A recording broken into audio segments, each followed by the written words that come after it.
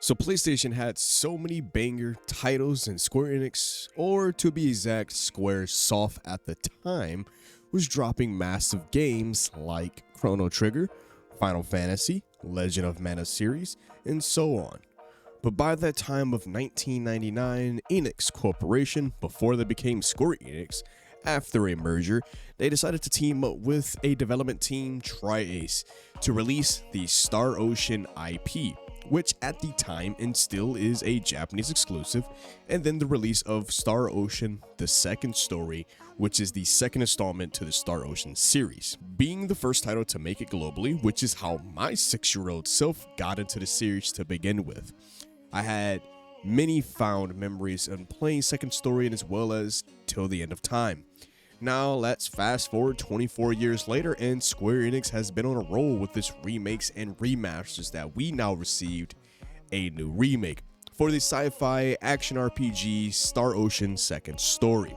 Now, what made Star Ocean so great was its take on the combat and overall graphics with a badass sci-fi story, which definitely differentiates itself from its other RPG counterparts that focused on turn-based or making turn-based more interactive. Legend of Dragoon, Final Fantasy, all of them good games, right? So the setting for Star Ocean games was more in the sci-fi, as well as other RPGs had more of a high fantasy settings and medieval settings, and also having the relationship mechanics as well. It definitely was something different at the time, which I originally played the titles, so I got a hold of the demo, which is about 3 hours max of playtime, and I want to give my overall review and impressions, since it's been literally forever since I played the original, so a lot of my experience will feel more like a brand new experience of my time playing Star Ocean: Second Story Remake. So we hop on over to the actual gameplay. The gameplay of Star Ocean: Second Story Remake offers quite an engaging and immersive experience. You're met with 2 characters to start your journey, with Claude or Reyna, and you can choose up to 3 difficulties: Earth, which is easy mode; Galaxy, which is normal; and Universe, which is the brutally hard mode. I chose Galaxy for this demo, and after enjoying the main town and the scenery, I make my way to the Sacred Forest because I chose Reyna as my playable character. Now, her character alone is quite interesting, and I actually enjoyed playing as her. But you will notice that in between conversations, characters are told in a 2D manner in in-game, so you will see a 2D PNG image of them, but it's not a static image like other RPGs. They move and they have life to them, like there's emotion to that 2D image, and that's what I actually like about it, which gives more depth to the characters than just having the pixel sprites speak the entire time, which is just speaking with text.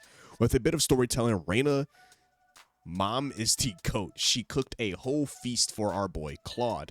That right there is what I will call wifey material. You know, she cares a lot. You know, boy, he's a strong man. You gotta feed him up, right? After plenty of dialogue and understanding the story, we finally get to the combat. Now, I know this is probably what you guys are waiting for. Now, for players who are new to the game, who have never played the original Star Ocean series, this is an action RPG. Granted, like I said, this game may have came out back in the 90s, but, well, early 2000s as well, but it's not like your usual RPG game. It actually has real-time work. So I actually like how the combat works. So it's not turn-based, it is real-time. You can approach enemies from behind to cause a stun attack.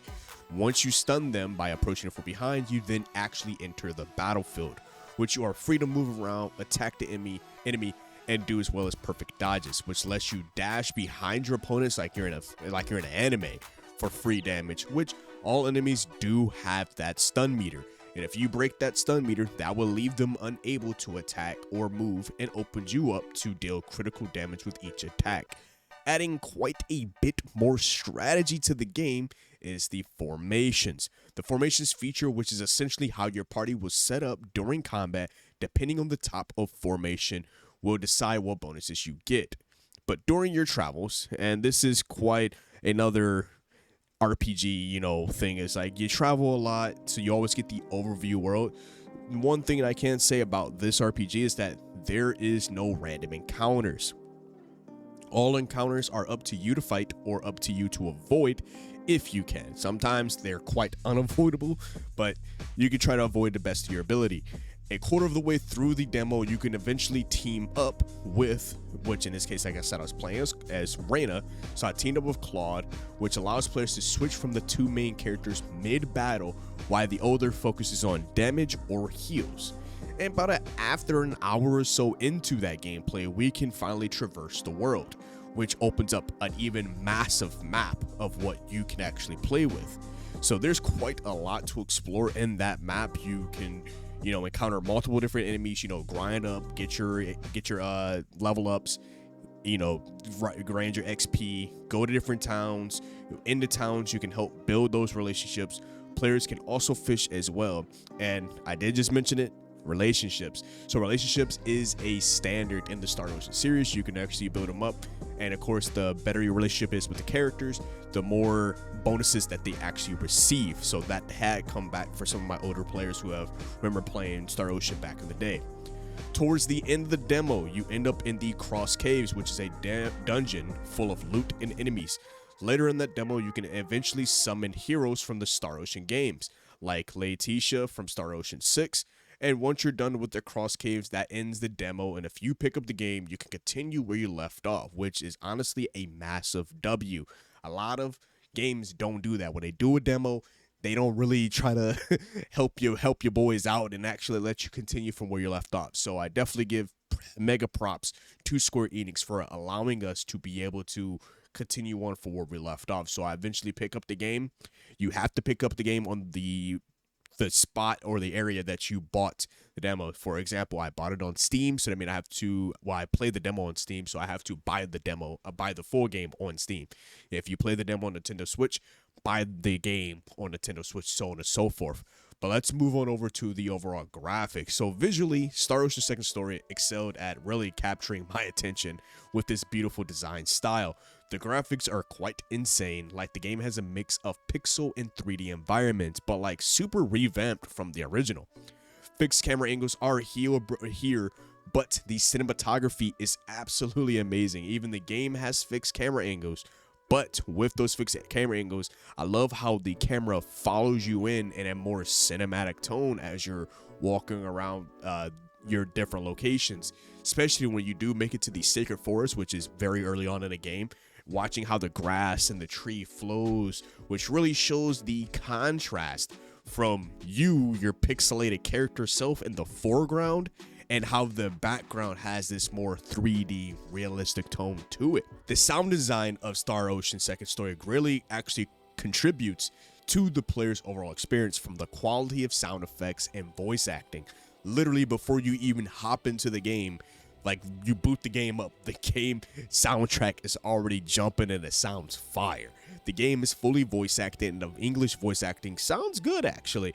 And everyone has emotions, and they're not just emotionless in some other games. The combat OST with the guitar riffs is just amazing, gets me hyped. And then I also have a slight funny nod here. You do meet a character named Alan, which I'm going to take a guess that he was liking or previous beforehand trying to be in a relationship with Reyna. And his voice actor, when he's the evil version, sounds like this snobby rich kid voice, and honestly I think it fits him in that form. You also can reach the Salva Mines, which is another dungeon-ish location, which gives you the OST gives you a nice good rush of energy, very fast-paced music. It fits the story on like how you need to escape Alan's mansion. Like every bit of the soundtrack fits every location and sets the mood the player should feel in those exact moments. The tone setting for the soundtrack is phenomenal. Like if it's a sad moment, you feel it. If it's a hype moment, you feel it. That's what I really enjoy about the sound design for Star Ocean. So let's go talk a little bit about the story. I'm not going to spoil nothing too much, but I'll kind of give you a broad synopsis of what's actually going on. So Star Ocean Second Story has a quite beautiful, well-crafted story. Some bits and pieces still come in mind back to my 6-year-old self, but now that I'm much older and an adult, it feels great getting a nice retelling of events in the game and a better limelight, just like how Final Fantasy VII Remake, and of course Rebirth that is fully coming up in the next couple of months, did during its launch. The story is about a meteor called the Sorcery Globe carrying demonic energy that attack the world, and a hero who carries the Sword of Light, with Reina and Claude needing to go save the world and figure out what's going on with these attacks on the world. Claude being the aforementioned hero, but he doesn't believe that and not anybody else. But of course, play through the rest of the game, you get to see exactly what's going on. So, Star Ocean Second Story Remake is an exceptional JRPG that offers players an immersive and enjoyable experience. With its engaging gameplay, stunning graphics, great voice acting, and as well as the OST, it is sure to leave a lasting impression on new and as well as old players to the series. Spending 3 hours to beat this demo was well more than enough to get you hooked on what's going to happen next. From the combat to the summons of the heroes from the different Star Ocean games, this is a great remake to work on, since Second Story was the first game to actually become global, and I cannot wait for a full game and many more Star Oceans to be remade. Even though this is just a demo, I definitely highly recommend you guys to go check it out and definitely to go buy the game on release. Let me know what you think about the demo in the comments below. Is this game worth grabbing? I want to hear you guys' thoughts about it. Make sure to subscribe to the channel. Make sure to like the video. Help your boy get to 1,000 subscribers. But as always, it's been your host, ChaosDTV, here at Chaotic Inc., signing out.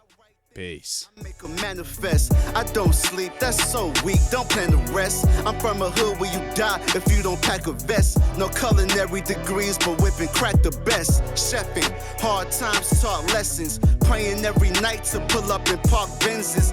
What's my home is what you call trenches. You wouldn't last a day seeing life through all lenses. It's all tension, no sun, and rain and plenty. Full-time job, still can never make a penny. I ain't